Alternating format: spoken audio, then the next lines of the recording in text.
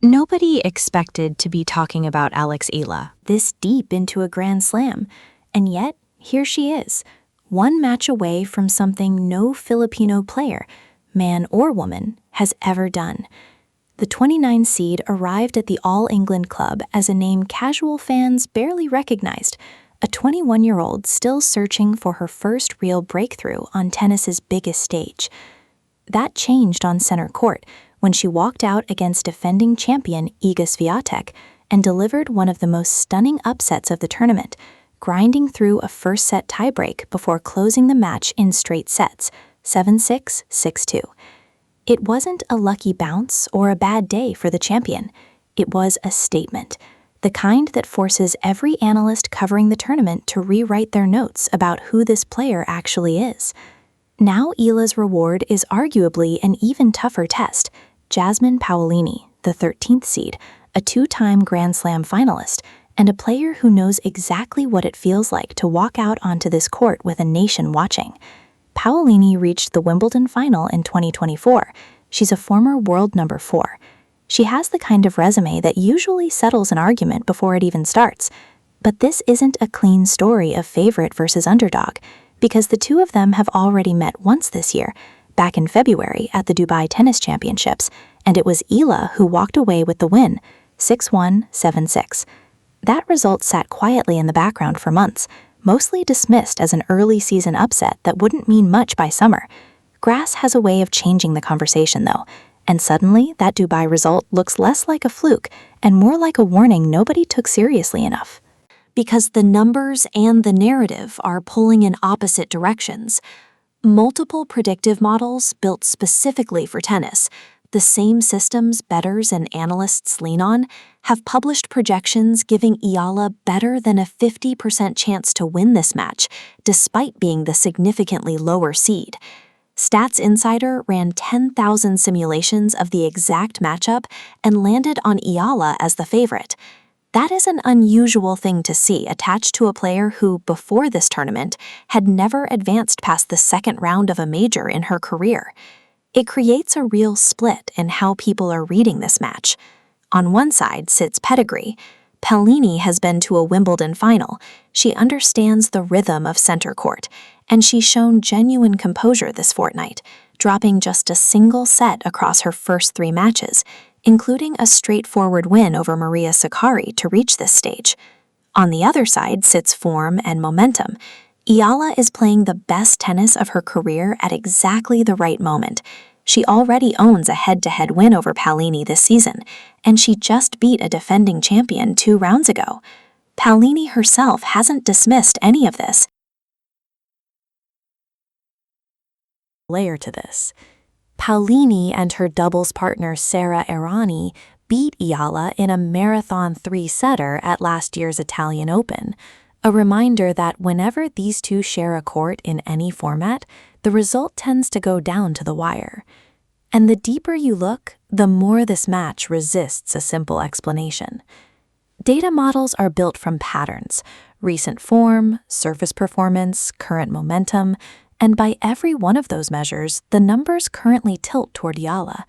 But models can't fully measure what it means to have already stood on this exact court in a final, to know the weight of that walk before the match even begins. That's Paolini's advantage, the kind that doesn't show up in a spreadsheet. Eala's advantage is different. She's playing without the burden of expectation that used to belong to seeded contenders, and now she's carrying the added psychological lift of having just eliminated the tournament's defending champion in front of a raucous, flag-waving crowd that has turned every one of her matches into something close to a home game. Whichever way Monday's match goes, it says something bigger about how unpredictable grass court tennis really is. Lower bounces, shorter points, single moments deciding entire matches. That's exactly the environment where a data model's 56% projection can be simultaneously accurate and completely irrelevant the moment the first ball is struck. Is this the start of a genuine changing of the guard in women's tennis? A 21-year-old announcing herself on the biggest stages after years of steady development? Or does Paolini's experience, her grass court instincts, and her history of coming through pressure matches on this exact court prove that composure built over years still outweighs a hot streak, however impressive. That question won't be settled by predictions, models, or head-to-head statistics. It gets settled on center court, point by point, the moment these two players actually step onto the grass.